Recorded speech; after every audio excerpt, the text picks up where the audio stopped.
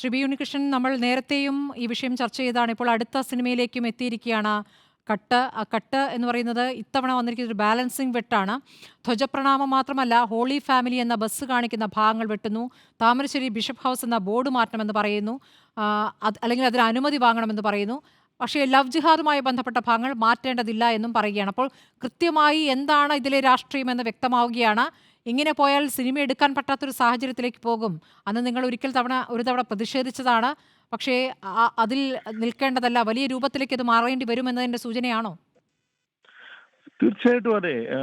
ഞങ്ങൾ പ്രതിഷേധിക്കുക മാത്രമല്ല, അന്ന് മലയാളത്തിലെ മുഴുവൻ സിനിമാ സംഘടനകളും, അത് ഫെഫ്ക മാത്രമല്ല, നിർമ്മാതാക്കളുടെ സംഘടന, ചേംബർ ഉൾപ്പെട്ട സംഘടനകളുടെ എല്ലാം ഒരു സംയുക്ത നിവേദനം ശ്രീ സുരേഷ് കുമാർ നേരിട്ട് ബന്ധപ്പെട്ട മന്ത്രിക്ക് കൈമാറിയതാണ്. അദ്ദേഹത്തോട് വിശദമായി സംസാരിച്ചാണ്. അദ്ദേഹം അത് പരിശോധിക്കാം, വേണ്ട കാര്യങ്ങൾ ചെയ്യാം എന്ന് പറഞ്ഞതാണ്. പക്ഷെ ഇതിനകത്ത് ഏറ്റവും ശ്രദ്ധിക്കേണ്ട കാര്യം, ഇപ്പോ ഞങ്ങളുടെ പ്രസിഡന്റ് ശ്രീ സിബി മലയിൽ പറഞ്ഞതുപോലെ തന്നെ പ്രാദേശിക കമ്മിറ്റി ഒരു സിനിമ കാണുന്നു.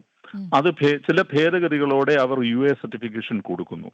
അത് ചെയർമാന്റെ ഒപ്പിനായി മുംബൈയിൽ എത്തുമ്പോൾ ഏകപക്ഷീയമായിട്ട് സിനോപ്സിസ് വായിച്ച് ഈ സിനിമയെക്കുറിച്ച് മുൻധാരണകൾ രൂപപ്പെടുത്തി അത് അവിടെ തടഞ്ഞു വെക്കുകയാണ് ചെയ്യുന്നത്.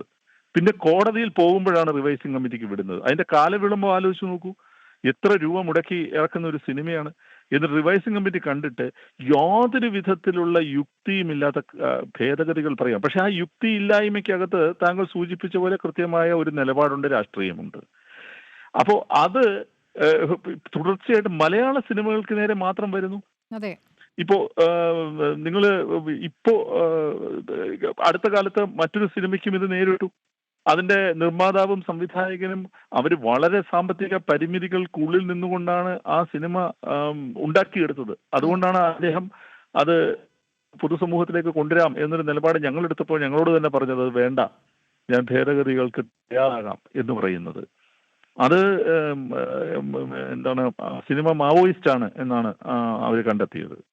അപ്പോ ഇത് ഒരു തരത്തിൽ ഇത് വലിയൊരു അസംബന്ധമായ ഒരവസ്ഥയിൽ ചെന്ന് നിൽക്കുന്നു. മറിച്ച് ഒരു കലാരൂപം എന്ന നിലയിൽ മാത്രമല്ല, ഒരു വ്യവസായം എന്ന നിലയിലുള്ള സിനിമയുടെ നിലനിൽപ്പിന് വലിയ ഭീഷണി നേരിടുന്നു. അത് തുടർച്ചയായി മലയാള ചിത്രങ്ങൾക്കെതിരെയാണ് ഇത് സംഭവിക്കുന്നത് എന്നുള്ളതും വളരെ ഓർക്കേണ്ട കാര്യമാണ്. ഞങ്ങൾ ബന്ധപ്പെട്ട രാഷ്ട്രീയ നേതൃത്വവുമായി ഇന്നലെയും ഇന്നുമായി സംസാരിച്ചു. ശ്രീ സുരേഷ് കുമാറുമായി ഞങ്ങൾ സംസാരിച്ചിട്ടുണ്ട്. അപ്പോൾ ഒരിക്കൽ കൂടി ഞങ്ങൾ എല്ലാവരുടെയും ഒരു റെപ്രസെന്റേറ്റീവ്സ് അടങ്ങുന്ന ഒരു സംഘം നേരിട്ട് പോയിട്ട് ബ്രോഡ്കാസ്റ്റിംഗ് മിനിസ്റ്ററെ കണ്ട് ഈ കാര്യങ്ങൾ ധരിപ്പിക്കാൻ ഞങ്ങൾ ശ്രമിക്കുന്നുണ്ട്. ഇതേ ഞങ്ങളുടെ മുന്നിൽ വഴിയുള്ളൂ. താങ്കൾ സൂചിപ്പിച്ച പോലെ വലിയ രീതിയിലുള്ള ഒരു പ്രതിരോധം എന്ന് പറഞ്ഞാൽ, നമ്മൾ മറ്റ് ഇടങ്ങളിലെ ഫിലിം മേക്കേഴ്സായിട്ടും സംഘടനകളുമായിട്ട് ബന്ധപ്പെടുമ്പോൾ ഞങ്ങൾക്ക് അങ്ങനെ വലിയ പ്രശ്നങ്ങളില്ലല്ലോ എന്ന നിലപാടാണ്. അതാണ് തീർച്ചയായും. ശ്രീ ബി ഉണ്ണികൃഷ്ണൻ, ഒരു ചോദ്യം കൂടി. ഇപ്പോൾ ഈ രാവണപ്രഭുവിന്റെ റിലീസിംഗ് നടക്കുകയാണല്ലോ ഇന്ന്. അതിലും ജാനകിയുണ്ട്, രാവണനുണ്ട്. അപ്പോൾ നമ്മളൊക്കെ ഒരുപാട് കണ്ട് ആഘോഷിച്ച ചിത്രമാണ്. ഇനി അതിലും വരുമോ എന്തെങ്കിലും വിമർശനങ്ങൾ? അല്ല, അതിൽ വരില്ല എന്നുള്ളൊരു തെളിവാണല്ലോ ആ സിനിമ നടക്കുന്നത്. അപ്പോ ഈ വരേണ്ടത് എവിടെയാണെന്ന് കൃത്യമായിട്ടൊരു നിലപാട് കൂടി അവർക്കുണ്ടെന്ന് എനിക്ക് തോന്നുന്നു. അതാണ്. അപ്പോൾ ഇങ്ങനെ നമുക്ക് സിനിമ ഒരു കലാപ്രവർത്തനത്തിൽ നമുക്ക് ഏർപ്പെടാൻ കഴിയുകയില്ല.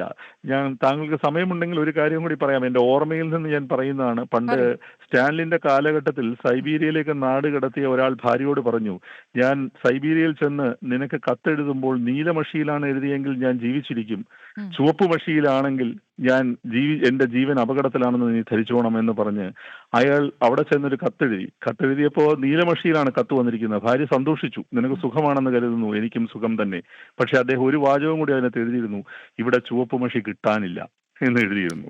അപ്പോ ഇത് ഏതാണ്ട് ഈ അവസ്ഥയിലാണ് നമ്മൾ മുമ്പോട്ട് പൊക്കോണ്ടിരിക്കുന്നത്. അപ്പോൾ ആശങ്കപ്പെടുത്തുന്ന സാഹചര്യം തന്നെയാണ് ശ്രീ വി ഉണ്ണികൃഷ്ണൻ.